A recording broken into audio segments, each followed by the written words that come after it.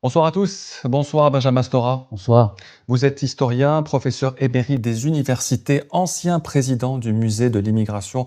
Merci d'être l'invité de One to One, notamment pour parler de votre dernier ouvrage, Benjamin Stora, France-Algérie, anatomie d'une déchirure, écrit avec Thomas Snegarov. Ça, c'est le dernier ouvrage.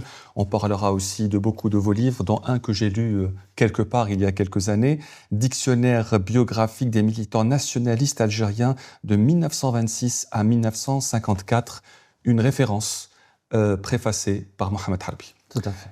Benjamin Stora, comme tous les journalistes, on commence toujours par l'actualité. Dans la presse, Boualem Sansal, pardon, c'est juste, c'est vraiment un lapsus, a été gracié le 12 novembre par le président Tebboune après près d'une année de détention et une condamnation à 5 ans de prison.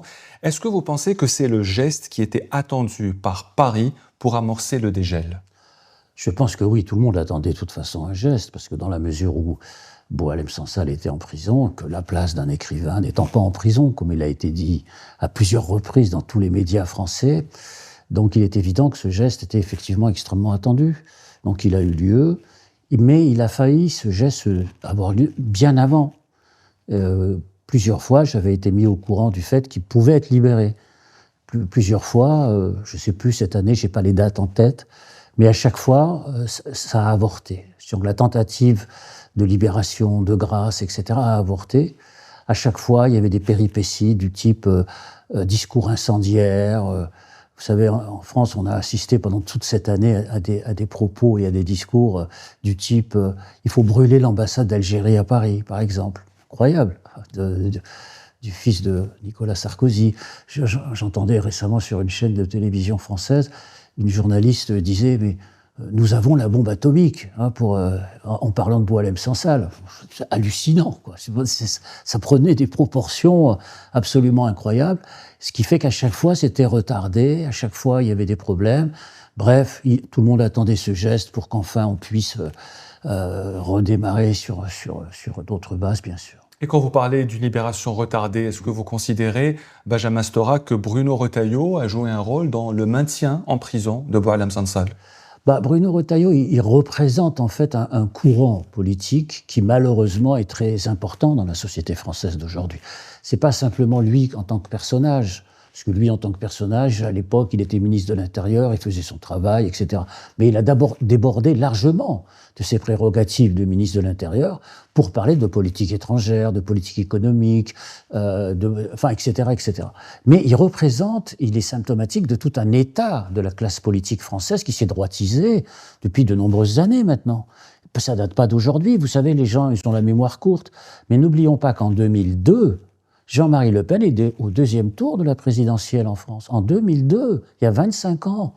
Il y a 25 ans, la gauche était éliminée de la scène politique française. C'est vieux quand même.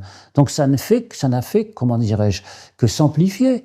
Puisque Jean-Marie Le Pen, à cette époque-là, il avait fait, je crois, 18% des voix, et le candidat de gauche, Lionel Jospin, avait été éliminé. Tout le monde s'en souvient. Contre toute attente. Absolument. Et donc, résultat, 25 ans plus tard, aujourd'hui, ils sont à 35% des voix, en premier tour. Donc, vous imaginez l'extrême droitisation, et malheureusement, ce qu'on appelle les Républicains, qui sont, vous savez, le parti politique héritier du gaullisme traditionnel, se sont adaptés à cette extrême droitisation, oubliant par là même d'où ils venaient, quel était leur héritage historique, celui du général de Gaulle. Et ça, c'est incroyable. Et au cours de cette année, sur l'affaire Sansal, on vous a accusé de ne pas l'avoir soutenu, vous vous êtes défendu, mais vous ne vous étonnez pas que ces attaques et que ces arguments soient justement repris par les milieux d'extrême droite ? Oui, enfin, j'ai effectivement été très, très, très attaqué par tout ce monde-là, tout simplement parce que je voulais faire de l'histoire. Parce que Boualem Sansal avait fait des déclarations sur l'histoire. Et donc, moi, un peu bedouintement, j'allais presque dire, je voulais simplement dire tout simplement que Oran n'était pas une ville marocaine. J'ai simplement dit que Tlemcen était la ville de Messali Hadj qui avait fondé, un des fondateurs du mouvement national algérien, que Mascara était la capitale de l'émir Abdelkader, tout simplement, qui avait résisté à la pénétration coloniale française. Donc c'est pas le Maroc. Donc c'est tout. Je n'ai dit que ça. Mais pour simplement avoir dit ça, j'ai été terriblement attaqué, effectivement. où on m'a accusé disons, de vouloir laisser Boualem Sansal en prison. Tout simplement parce que je voulais discuter ces arguments.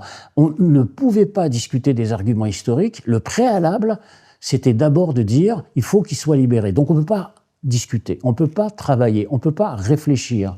Donc il y avait cette forme, disons, de pression qui s'exerçait à l'intérieur de la société française où on ne pouvait pas aller au fond des questions. C'était très difficile. Alors le mot respect revient constamment dans les discours des officiels français. Est-ce que vous pensez, Benjamin Stora, que les derniers mois ont été justement marqués par un manque de respect et de considération envers le partenaire algérien?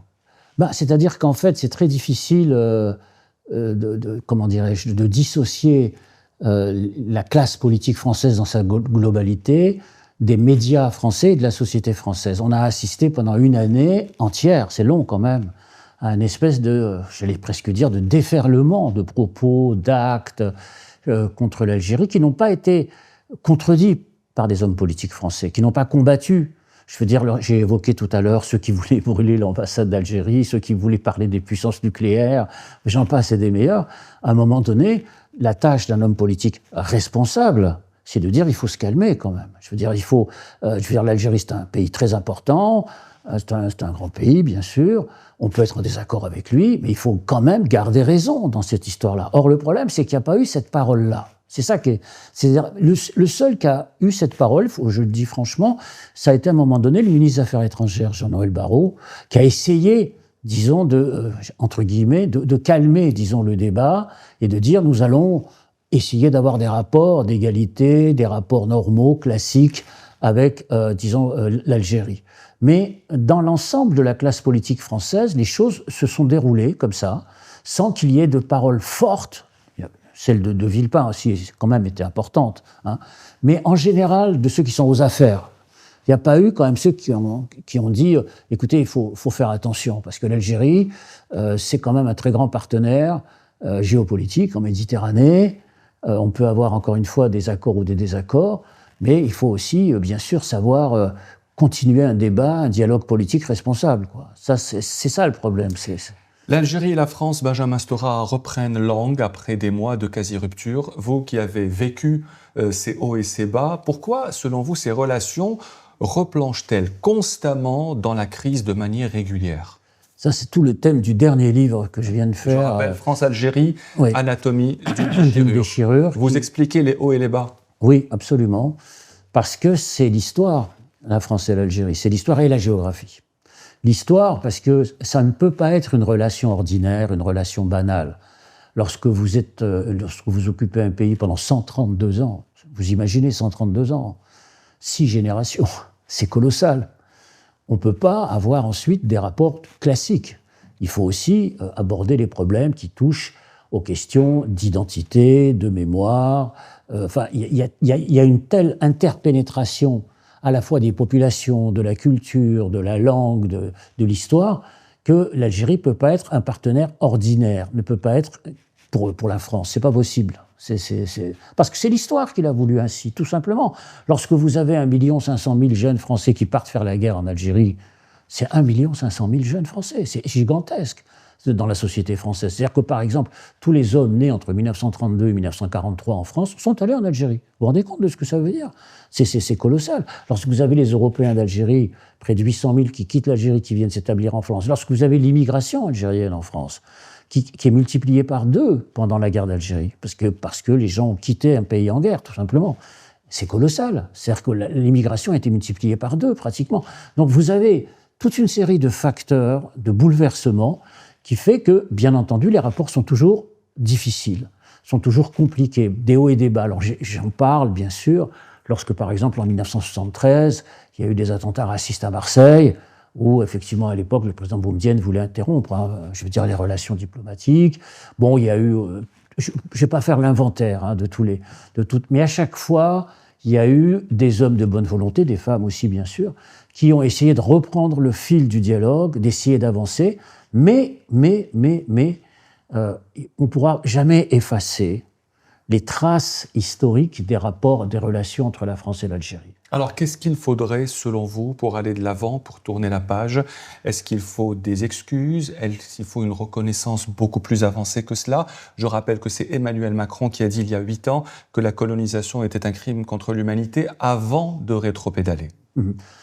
J'ai fait un rapport aussi, Oui. vous le savez, que j'ai remis en 2021, où j'avais préconisé, disons, une chose qui m'a été reprochée d'ailleurs à l'époque, c'est-à-dire de faire une succession de gestes mémoriels qui permettent ensuite de faire comprendre l'étendue des problèmes. Par exemple, la reconnaissance par la France de l'assassinat de Ali Boumendjel, de Maurice Audin, de Larbi Ben Midi. Oui, il y a eu ces 3 gestes mémoriels, mais beaucoup d'observateurs en Algérie considèrent que ce sont des lots de consolation. Est-ce qu'on avance avec juste la reconnaissance de la mort de 3 héros de la guerre d'indépendance? Je réponds à ça la chose suivante. Il n'y a pas que ça d'abord, hein. Il y a eu aussi l'émirat Abdelkader, la statue, l'ouverture des archives, les bourses Mandouze données à des chercheurs algériens pour aller travailler, l'ouverture des archives, la reconnaissance du massacre du 17 octobre 61. Vous savez, 132 ans, c'est un énorme chantier mémoriel. C'est-à-dire qu'on ne peut pas traiter cette question par un geste, un seul discours, une seule excuse. C'est pas possible. Il faut tout un travail de pédagogie en prenant des exemples concrets à chaque fois, en prenant à chaque fois des choses évidentes. Prenons un exemple. Les Français ont découvert, abasourdis, ce qu'avait été la réalité de la conquête coloniale française au XIXe siècle. Ils ne le savaient pas. Ils ne connaissaient pas. Les propos, bien sûr, de Jean-Michel Apathy. Or, il y a tout un travail de pédagogie à faire dans l'éducation nationale française pour expliquer que s'il y a eu effectivement des massacres en 1845, le Dahra, l'Arouat, etc., mais parce qu'il y avait des résistances algériennes. Parce que les Algériens n'ont pas accepté la présence française. Il ne faut jamais l'oublier, ça. C'est-à-dire que ce n'est pas simplement les Français qui font des massacres, c'est aussi les Algériens qui résistent. Et que c'était 132 années de résistance. Et voilà. Et c'est-à-dire que, c'est de ma conception d'histoire d'ailleurs, hein, ma conception d'histoire n'est pas victimaire. Les gens que j'ai côtoyés pour faire mon dictionnaire biographique étaient des combattants. Ce n'étaient pas des victimes. Je ferme cette parenthèse. Donc tout ça pour vous dire que le chantier mémoriel est immense. Donc, confronté à cette question, lorsque le président de la République m'a demandé de faire un rapport, puisque ça fait très longtemps que je travaille sur cette question-là, je me suis dit, faire un seul texte, un seul discours, une seule excuse, ça suffira pas. Pourquoi? Je vais vous donner un autre exemple. Les Américains se sont excusés sur la guerre du Vietnam. J'ai vécu au Vietnam. Ils se sont excusés, ils ont dit oui, on n'aurait pas dû, etc. Aujourd'hui, c'est Trump qui est au pouvoir aux États-Unis. Vous croyez que les excuses règlent la question du racisme? Non. La question centrale pour moi, c'est tout le travail d'éducation et de transmission dans la jeunesse, à partir d'exemples, à partir de situations historiques, à partir de lieux, à partir de chronologie, etc. C'est ce qu'on a commencé à faire avec la commission mixte des historiens français et algériens. On a pris le 19e siècle et on a commencé à dresser la chronologie des résistances et des massacres. Et ça, c'est un travail, à partir des archives, qui doit être transmis aux jeunes générations.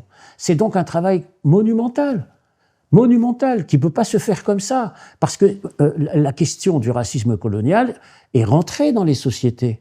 C'est-à-dire la notion, disons, de hiérarchisation des races. Vous savez, toutes ces notions qui étaient celles du 19e siècle, elles n'ont pas disparu comme par enchantement parce qu'il y a eu l'indépendance de l'Algérie. C'est pas vrai. L'indépendance de l'Algérie, c'était une condition très importante, sine qua non, mais tout le travail ensuite de décolonisation des imaginaires, il est énorme. Donc c'est un travail qu'on peut mener que pas à pas. Et c'est ma conception. Alors elle m'a été reprochée, parce qu'on m'a dit que c'est une conception réformiste, etc. Mais je maintiens ma conception. Et c'est ce qui vous a poussé à dire que 132 ans de colonisation ne s'effacent pas d'un geste ou d'un revers de la main. Qui, selon vous, voudrait effacer 132 ans d'un geste de la main? Plein de gens disent qu'il suffit de faire un discours.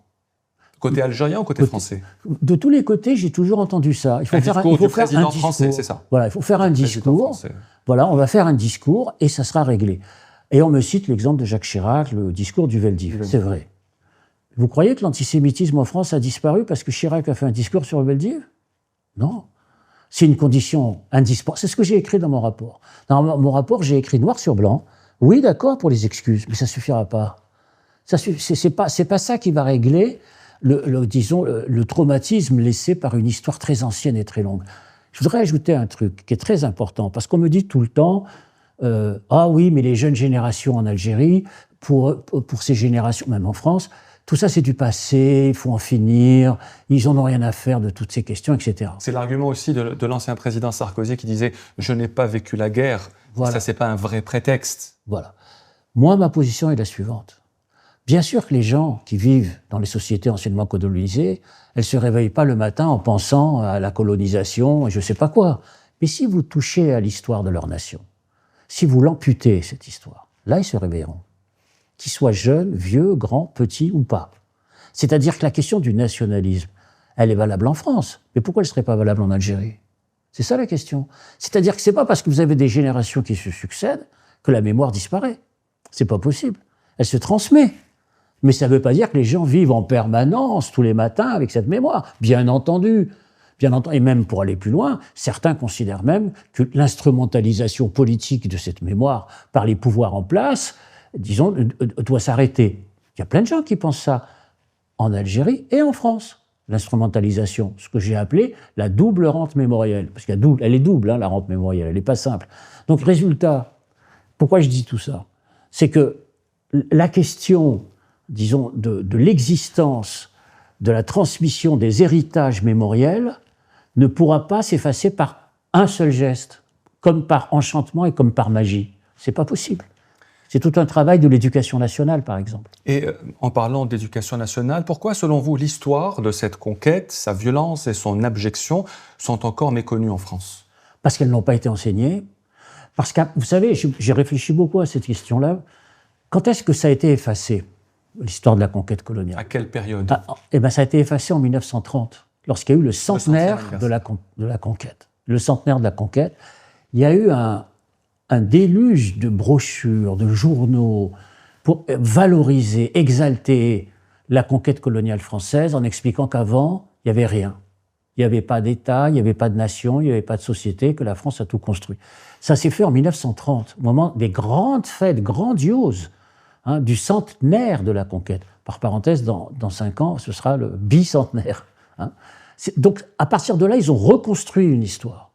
Un roman national, pourrait-on dire. Qu'est-ce que c'était, ce roman national?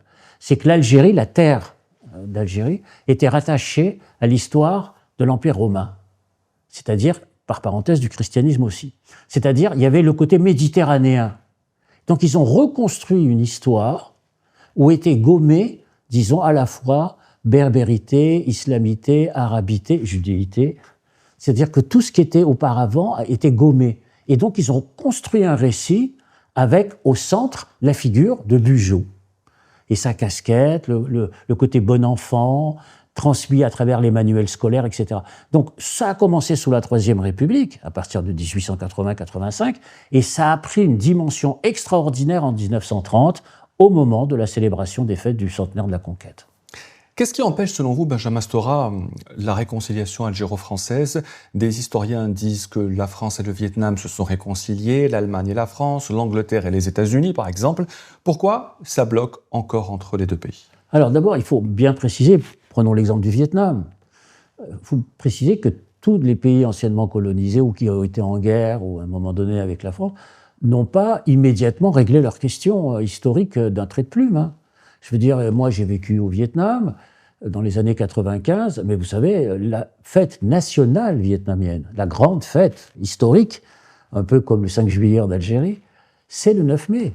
Qu'est-ce que c'est le 9 mai 1950? C'est bien fou. Exactement. C'est la fête nationale vietnamienne, où tout s'arrête, vous avez des défilés, etc. C'est la défaite de la France.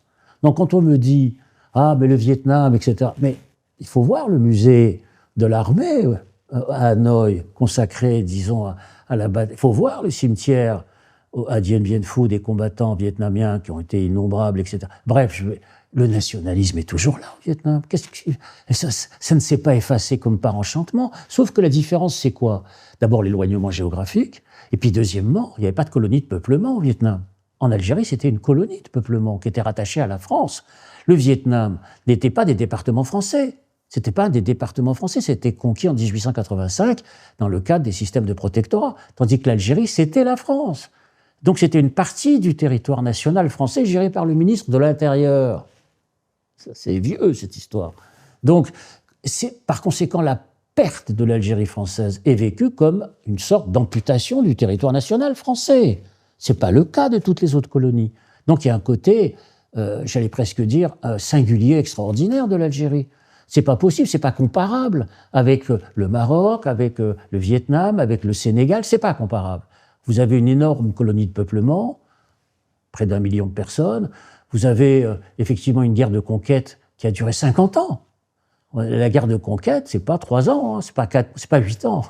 La guerre de conquête, c'est 50 à 60 ans. Et la pacification, elle s'est terminée en 1904, dans le désert saharien. En 1904, vous imaginez, 1830, 1904. Ça veut dire quoi? Ça veut dire que vous avez par conséquent ce côté historique, mémoriel, qui est énorme, et qu'on ne peut pas sans arrêt le contourner, d'où de l'importance des historiens, etc. Et puis il y a un autre aspect, c'est l'aspect géographique. L'Algérie, c'est le plus grand pays méditerranéen, c'est le plus grand pays d'Afrique, bien sûr. Donc il a 1400 km de frontières avec l'Europe, 1400 frontières méditerranéennes. Ne parlons pas des milliers de kilomètres de frontières sahariennes, gigantesques. Pourquoi je dis ça? C'est parce que c'est pratiquement, étant donné que c'est le plus grand pays, c'est là où les rapports sont les plus compliqués. Parce qu'en termes géopolitiques, la géographie politique, on ne peut pas avoir les mêmes types de rapports avec d'autres pays comme la Tunisie, etc. Parce que la Tunisie, elle n'est pas à cheval sur 6, 7 ou 8 pays. L'Algérie est à cheval, entre guillemets, sur ses frontières avec un nombre incroyable de pays. 7 pays. 7 pays, Oui. c'est considérable. Donc ça donne aussi, il y a l'histoire, mais il y a la géographie, qui donne aussi cette complication des rapports entre la France et l'Algérie. Et pour revenir sur la relation avec le Vietnam, Bajam Mastora, comment vous expliquez que les Français aient reconnu leur défaite au Vietnam en 1954, mais pas la défaite en Algérie? Alors, d'abord, la non-reconnaissance de la défaite, ça dépend, parce que là, les accords d'Évian, la France quitte l'Algérie quand même. Je veux dire, bon, progressivement... Vous avez des discours officiels français qui disent qu'il n'y a pas eu de défaite militaire. Oui, mais c'est vrai qu'il n'y a pas eu de Dien Bien Phu en Algérie. C'est vrai que c'est pas la même situation. Il y a eu un Dien Bien Phu militaire au Vietnam, il n'y a pas l'équivalent, effectivement, en Algérie. J'allais presque dire, en Algérie, le Dien Bien Phu, il est diplomatique. C'est un Dien Bien Phu diplomatique. C'est l'isolement politique de la France au plan mondial. Et c'est aussi peut-être étalé sur le... Et ça s'est étalé, effectivement, de 1956, 55 même, la première condamnation à l'ONU de la France, 56 jusqu'en 61, 62. Donc vous avez effectivement des choses qui ne sont pas comparables à ce niveau-là. Et puis encore une fois, je renvoie encore à cette histoire, c'est que l'Algérie, c'est la France, c'était la France. C'est pas comme le Vietnam. C'est-à-dire que comment reconnaître, disons, une défaite par l'amputation d'un territoire qu'on a longtemps considéré comme appartenant à la France. Vous savez, la ville de Nice est devenue française en 1860, ce que je les explique dans le livre. Alors que la ville d'Alger, c'était française, capitale, en 1845, 48, etc. Vous vous rendez compte? C'est-à-dire que l'ancienneté, disons, de l'appartenance de l'Algérie à la France peut pas être, disons, acceptée de la même manière que pour ce qui concerne le Vietnam, le Maroc ou la Tunisie. C'est pas possible. On va parler de la rente mémorielle. Vous parlez de double rente mémorielle, Bajam Mastora, qui existe entre l'Algérie et la France. On lit ça dans votre rapport. Mais est-ce que cette rente mémorielle ne prendra pas fin quand il y aura une vraie reconnaissance des méfaits de la colonisation? Bon, je ne vais pas être pessimiste, mais vous savez, toutes les nations... Elle a encore de belles années devant elle. Oui, je crois, malheureusement. Vous savez, toutes les nations fabriquent des récits, des romans, des histoires. Toutes les nations ont besoin de héros, ont besoin de points de repères chronologiques pour pouvoir assumer leur identité. Or, en l'occurrence, la rente mémorielle entre la France et l'Algérie, elle est douloureuse. C'est-à-dire qu'elle est faite de tragédies, elle est dans la violence. C'est ça le grand problème. C'est-à-dire que l'écriture du roman national, d'un côté comme de l'autre, se fait dans une situation de passion, d'affrontement, de douleur. C'est là toute la difficulté. Donc, on peut pas, encore une fois, on ne pourra pas en finir définitivement comme ça avec cette histoire-là. L'Algérie a besoin aussi d'avoir une histoire qui ne corresponde pas tout à fait à la réalité historique, car l'histoire algérienne, à la différence de l'histoire française, est plus capable de reconstruction que d'occultation. C'est-à-dire de reconstruction par rapport à des figures politiques qui ont longtemps été mises au secret en Algérie. Alors qu'en France, c'est l'inverse. c'est l'occultation qui domine. En France, c'est le déni, c'est-à-dire qu'on ne connaît pas l'histoire. En Algérie, j'allais presque dire, on la connaît trop, mais pas forcément dans le bon sens, pas forcément avec tous les acteurs de cette histoire. C'est pour ça d'ailleurs que j'ai fait un dictionnaire biographique dès les années 80, hein, parce qu'il m'apparaissait nécessaire, dans l'histoire algérienne, de connaître les acteurs réels de cette histoire. Bon, pour moi, c'était quelque chose d'évident et d'essentiel. Mais le problème, c'est que cette rente mémorielle, tout dépend de comment elle est utilisée. Si c'est simplement pour dire « nous n'avons pas perdu la guerre, il faut la poursuivre », etc., donc il y a un côté négatif, je veux dire, de la rente mémorielle. Il y a un côté, disons, qui interdit l'approche, qui construit des obstacles. C'est ça le problème. En Algérie aussi, il faut dire la vérité. Je veux dire que la question de la rente, entre guillemets, mémorielle qui existe, c'est le fait de ne pas intégrer dans le récit national algérien toute une série de courants, de groupes, de personnages, etc., qui se considèrent ou qui se vivent toujours comme exclus de cette histoire et qu'il faut réintégrer dans cette histoire. Donc, mais la différence, c'est que l'Algérie est devenue un pays indépendant. Je veux dire, elle n'a pas besoin de continuer cette guerre. Alors qu'en France, il y a le traumatisme de la perte, du deuil non accompli. C'est pas pareil. Vous voyez, on a des différences qui sont très importantes dans le rapport à la rente mémorielle. On en parlait tout à l'heure, Benjamin Stora, c'est ce qui fait, selon vous, que les questions historiques soient aujourd'hui encore plus sensibles que les questions politiques. Qu'il y a des choses qui se sont passées en Algérie à la fin des années 50, pendant l'été 62, le coup d'État de 65, le conflit Ben Bella Boumediene. Ce sont des sujets tellement sensibles qu'on ne peut pas s'étaler dessus.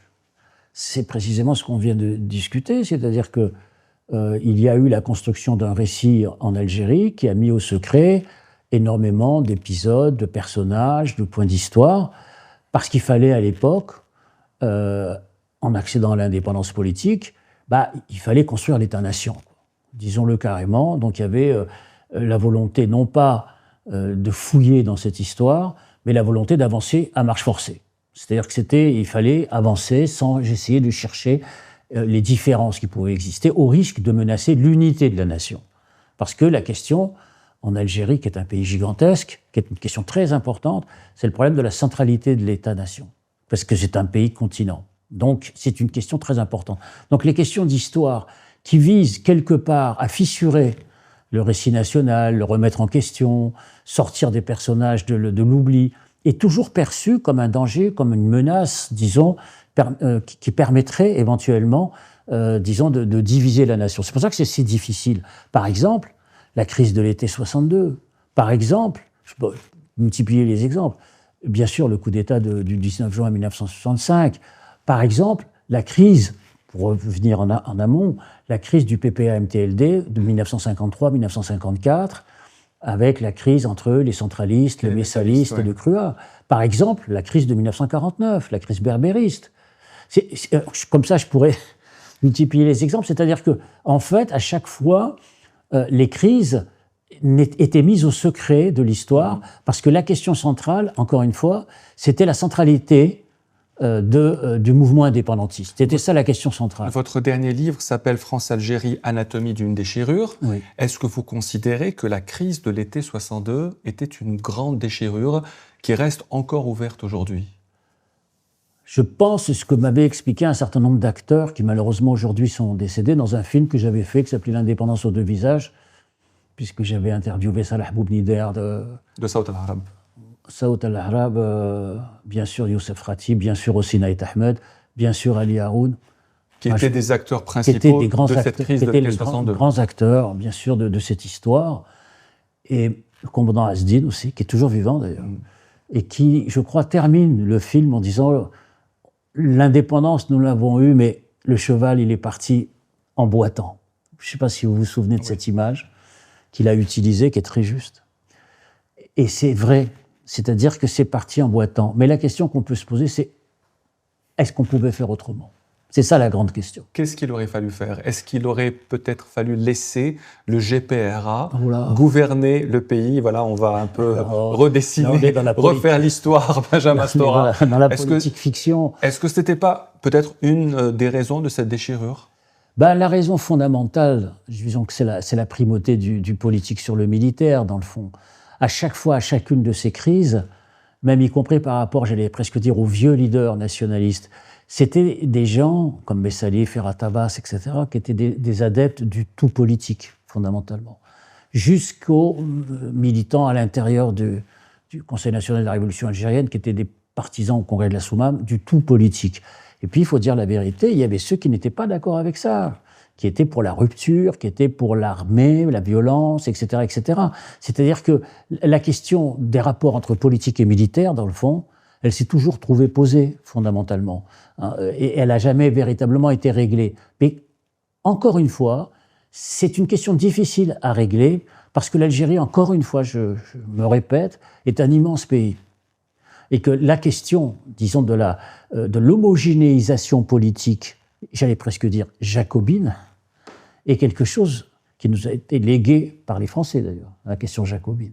C'est-à-dire la centralité de l'État qui laisse peu de place à la divergence, au débat démocratique. Tout le problème est là. C'est-à-dire que la forme de la centralité jacobine, portée par Robespierre, ne laisse pas de place aux Girondins, à ceux qui voulaient le fédéralisme, à ceux qui voulaient le débat démocratique, à ceux qui voulaient exprimer les divergences, etc., etc. C'est un vieux débat, parce que l'Algérie a connu une révolution.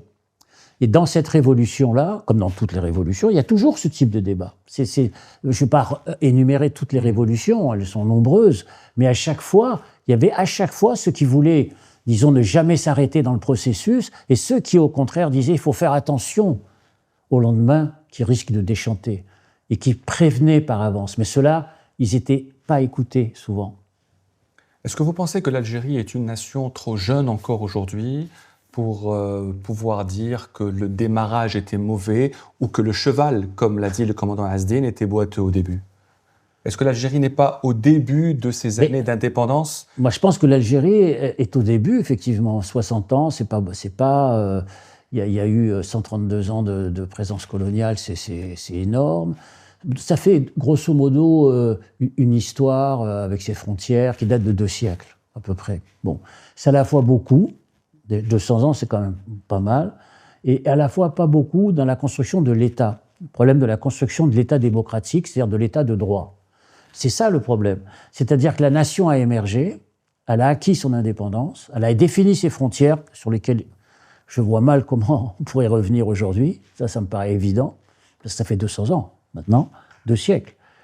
Mais en même temps, la question de l'État, c'est-à-dire dans sa volonté d'ouverture, d'acceptation du débat démocratique, du pluralisme de la presse, de l'indépendance des syndicats, etc., etc., tout ça reste à construire. Tout ça reste encore à définir. Est-ce que vous voyez en France aujourd'hui, Benjamin Stora, une montée d'un révisionnisme modéré qui rejette encore toute responsabilité dans la guerre d'Algérie et ce même discours qui revient surtout dans les milieux d'extrême droite, on vous a laissé les routes, les hôpitaux, les ponts. Vous répondez quoi à ces gens-là? C'est-à-dire que c'est un très vieux discours, en fait. C'est le discours des fêtes du centenaire de la conquête de l'Algérie, de 1930. C'est toujours le même discours. C'est-à-dire, l'Algérie n'existait pas, nous l'avons entièrement construite et fabriquée. C'est-à-dire que, vous savez, c'était le discours des pionniers américains de la conquête de l'Ouest, aux États-Unis. Avant eux, il n'y avait personne. Sauf qu'il y avait quand même beaucoup de tribus indiennes, il y avait beaucoup d'indigènes qui existaient et qui ont combattu, d'ailleurs, vraiment avec une très grande force. Donc, ce discours, en fait, de bâtisseurs, de pionniers, de gens qui ont tout inventé, etc., c'est un discours qui vise à nier l'autre, en fait, fondamentalement, qui vise à nier l'existence d'un autre nationalisme.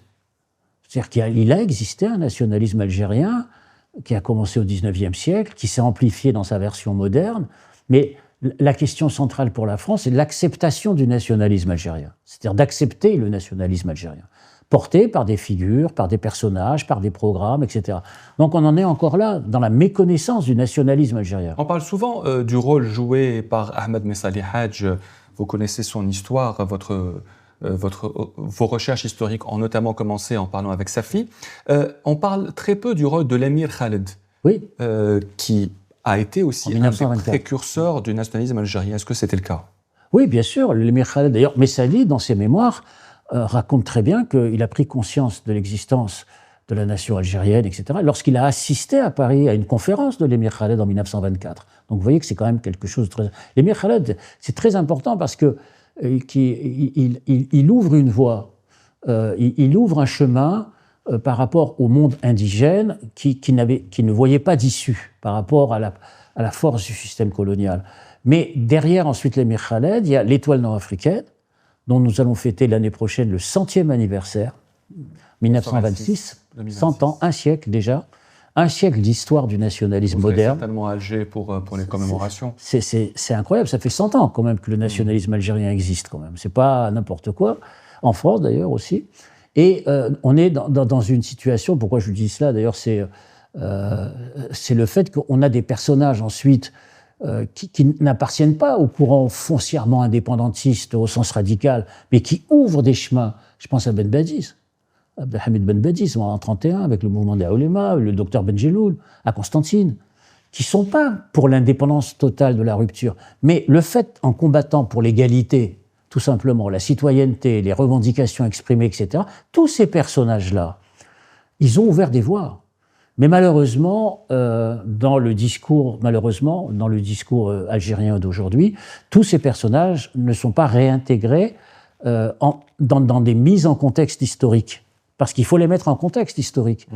Dans des situations. On n'était pas en 1960, lorsque l'émir Khaled fait son combat. On est en 1920. C'est pas la même situation. Même chose pour le docteur Benjeloul. Vous voyez ce que je veux dire? Bien sûr. Il y a des mises en contexte historiques qui sont fondamentales.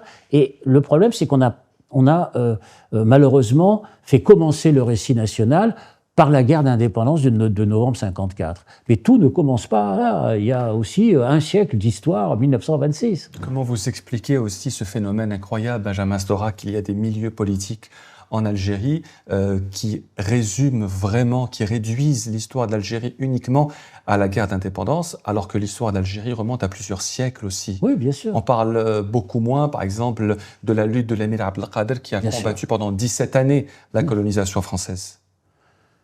On en revient à la discussion de tout à l'heure, c'est-à-dire que toute fabrication de récit national a besoin d'avoir des moments de rupture, des moments clés, des moments où des points de bascule de l'histoire. C'est parfois un récit sélectif. Oui, mais c'est comme tout récit national. Il y a des récits, par exemple, vous le savez, en France, on dit 14 juillet 89, maintenant, les travaux des historiens ont prouvé que la nuit du 4 août, par exemple, était beaucoup plus importante que le 14 juillet.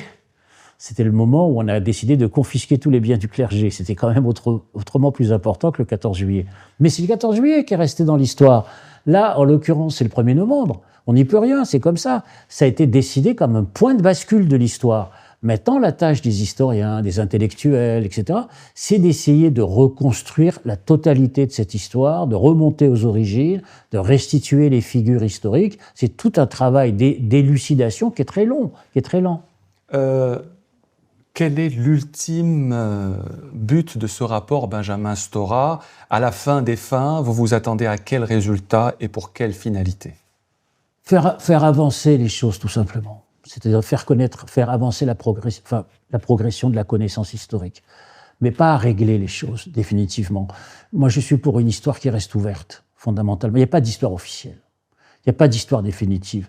Il faut avancer pas à pas, établir des faits, savoir ce qui s'est passé, pour interdire le négationnisme. Donc il faut établir le fait historique, les massacres, 1845, etc. Enfin bon, bref. Une fois qu'on a établi les faits, etc., il faut laisser l'histoire ensuite ouverte. Il faut progresser dans la connaissance de l'histoire. Il ne faut pas considérer que tout est déjà écrit d'avance. Non, il faut continuer et transmettre aux nouvelles générations. Mais est-ce que cela dépend aussi de l'évolution des relations algéro-françaises? Oui, parce que l'histoire de la France et de l'Algérie, elles doivent s'écrire ensemble aussi, quelque part. Beaucoup d'archives, tout simplement pour une raison matérielle, j'allais presque dire, c'est qu'il y a beaucoup d'archives de l'histoire de l'Algérie qui sont en France. Donc on n'y peut rien. Donc c'est une vieille idée, une vieille question. Hein. Moi, ma position là-dessus est très simple. C'est que les millions d'archives de l'Algérie en France, elles doivent être numérisées et partagées.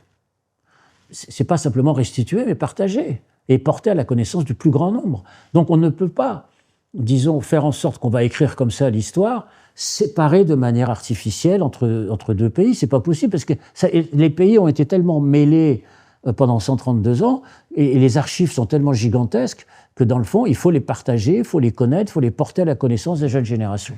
Benjamin Stora, vous êtes vous-même d'origine algérienne, né à Constantine, d'une famille juive. Comment vous réagissez quand le grand rabbin de France dit que l'Algérie est un pays obsédé par la haine de son passé juif? Je pense qu'il ne connaît pas l'histoire de l'Algérie. Il la connaît mal ou pas. C'est-à-dire qu'il ne sait pas exactement ce qui s'est réellement passé. Pas simplement pendant la guerre d'Algérie, la guerre d'indépendance, etc. Ça, c'est trop récent. Mais de l'histoire ancienne. Il ne connaît pas aussi la société algérienne. C'est-à-dire les gens que moi je connais, puisque je vais en Algérie régulièrement, savent tous que je suis juif. J'ai écrit moi-même mon enfance à Constantine, qui s'appelle Les Clés retrouvées, une enfance juive à Constantine. Puis j'ai écrit aussi un autre livre qui s'appelle L'Arrivée. Et lorsque je me rends en Algérie, que je fais des conférences, notamment dans les facultés, à Constantine, je suis allé à Sétif, je suis allé à Guelma, je suis allé à Oran, je suis allé à Alger, etc. Les gens m'accueillent formidablement bien. On discute de cette. Ils ne connaissent pas eux aussi la présence ancestrale juive. Et ils demandent qu'à la connaître. Ils demandent qu'à la connaître. C'est-à-dire, ah bon? Ils disent, ah oui, c'est vrai. Par exemple, l'histoire mythique, c'est une légende, de la Kahéna. C'est le dernier livre que j'ai fait avec Gisèle Halimi, qui était une amie à moi. Bon. Donc, elle est morte peu de temps après. On connaissait l'histoire de la Kahéna, etc. Bon, entre réalité et fiction, enfin bref. Toutes ces histoires légendaires, mythologiques, toutes ces pratiques, à la fois culinaires, à la fois religieuses, liturgiques, la musique, c'est très important la musique, tout ça fabrique un ensemble. Et aujourd'hui, le problème que j'ai moi, c'est quoi? C'est qu'on veut quelque part s'attaquer à ce patrimoine judéo-musulman, en le substituant à un patrimoine judéo-chrétien. C'est-à-dire qu'on est en train d'expliquer que les 1500 ans de vie commune n'ont pas existé vraiment. C'est ça qui moi, j'allais presque dire, m'attriste, me chagrine. C'est-à-dire le patrimoine commun judéo-musulman, disons, il est très fortement attaqué aujourd'hui, très fortement critiqué, attaqué. Et c'est ça, dans le fond, qui est le problème de la déclaration de Haïm Koursia. Et ce qui confirme que ce n'est pas une question de religion, Benjamin Stora, c'est que vous êtes autorisé à venir en Algérie quand vous voulez, et ce n'est pas le cas pour Enrico Macias. Donc ce n'est pas une question de religion. Je pense pas. Je pense que c'est une question de positionnement, à la fois politique, historique. Et Enrico Macias est beaucoup plus âgé que moi. Je ne sais pas quelle était son attitude pendant la guerre, etc. Moi, mes parents, c'est très clair. Mon père est des Aurès, mes cousins germains ont été à l'école avec Ben Boulaïd et Chérien et Béchir, donc bon, qu'est-ce que vous voulez que je vous dise de plus que ça? La famille Stora, Khetchla est très connue, je passe. Donc tout dépend des histoires personnelles de chacun par rapport à l'Algérie. Benjamin Stora, l'histoire nous amène aussi à parler des 50 ans de la démocratie espagnole. C'était en 1975, la mort de Franco, l'arrivée de Juan Carlos et le début du problème du Sahara occidental. 50 ans plus tard, il y a eu la résolution 2797. Pour vous, est-ce que c'est un tournant ou un non-événement? Vous savez, ces questions-là, du droit à l'autodétermination, etc., en définitive, elles se règlent sur le terrain. C'est-à-dire que vous pouvez voter beaucoup de lois, vous pouvez décider beaucoup de choses, mais à un moment donné, vous avez des peuples qui décident, oui ou non, d'être en situation d'autodétermination ou d'autonomie. C'est au peuple de décider. Vous avez parlé de Donald Trump tout à l'heure, Benjamin Stora. Oui. Vous constatez que les États-Unis se sont pleinement engagés sur cette voie. Est-ce que vous considérez, comme beaucoup d'observateurs, que pour les États-Unis, en fait, il n'y a pas de problème sahraoui, mais un problème algéro-marocain? Il y a un problème sahraoui. Encore une fois, je ne peux que me répéter.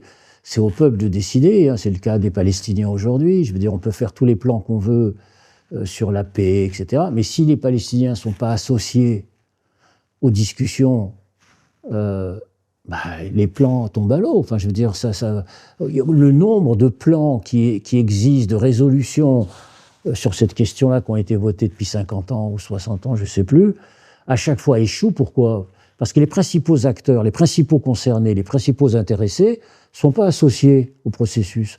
À un moment donné, tous ces plans échouent. Donc la question centrale, c'est à chaque fois, j'allais presque dire, c'est une vieille formule de Messali, il faut redonner la parole au peuple, quoi. Et bien sûr, on va terminer avec Messali Hadj, Merci. Benjamin Stora. Votre intérêt pour l'histoire de l'Algérie a commencé en 1974, il y a 51 ans, notamment avec la fille de Messali Hadj. 51 ans plus tard, est-ce que vous considérez que Messali Hadj est le grand oublié de l'histoire algérienne? Beaucoup moins, parce que ça a été le cas pendant très longtemps. Mais vous savez, l'aéroport de Tlemcen aujourd'hui s'appelle aéroport Messali Hadj. Ça suffit pas. Il faut continuer le travail, encore une fois. L'histoire reste ouverte. Il faut la poursuivre, creuser en particulier la crise du PPA-MTLD 53-54. Je pense qu'on n'en connaît pas tous les secrets encore. Il y a beaucoup de choses à découvrir, mais on a quand même progressé. Vous avez encore du travail devant vous. Oh là, je ne sais pas. Benjamin je suis fatigué Stora, quand même. Historien, professeur émérite des universités, ancien président du musée de l'immigration. Merci d'avoir répondu à nos questions et je rappelle la parution de votre dernier ouvrage, France-Algérie, anatomie d'une déchirure avec Thomas Snegarov. Merci à vous, Benjamin Stora. Merci à vous et à la semaine prochaine.